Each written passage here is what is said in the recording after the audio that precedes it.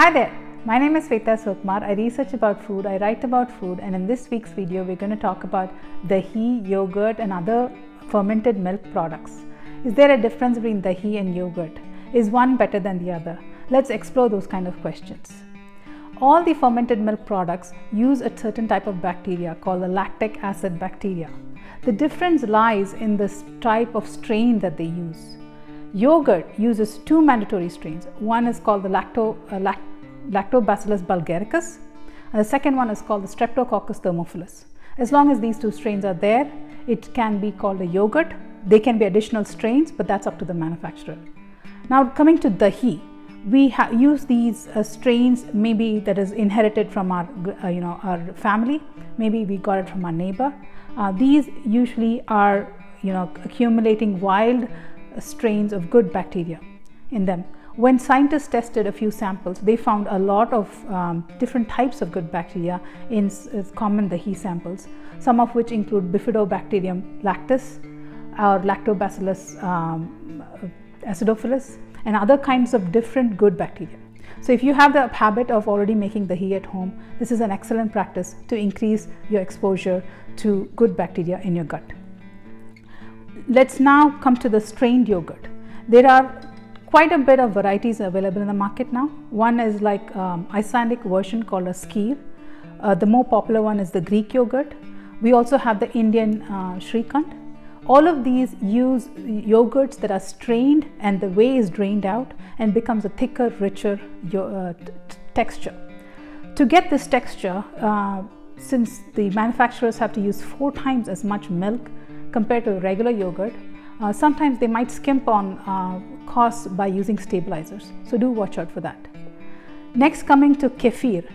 Now this is very much like the Indian dahi in the sense that it uses something called kefir grains, which has been handed over from generation to generation to make this product. Now the homemade products is reported to have about 60 varieties of good bacteria and yeast inside them. The store-bought versions will have lesser than the wild version, but it still has quite a high number, which is 12 different types of bacteria, which is much more significant compared to the yogurt strain. So if you find kefir, I would recommend you buy it. Now there's a lot of confusion between the term probiotic. What is probiotic, what is not? All yogurts will contain live active cultures, but not necessarily all of them can be labeled as probiotic. To be labeled as probiotic, it should have an extremely high dosage of bacteria, even if it's just single strain. For example, this popular brand uses one strain called the Lactobacillus casei, but it has up to 1 billion probiotics, bacteria in them. The count is called the CFUs, which is the colony forming unit, and they test it in their facility and make sure that there's viable bacteria, and they show it and show proof to the FSSAI that there is enough of 10 to the power of 8 or higher in each serving bottle, and only then can they be labeled as probiotic. So not all yogurts can be probiotic. Moving on, the last recommendation I have for you is in the terms of sweet yogurt.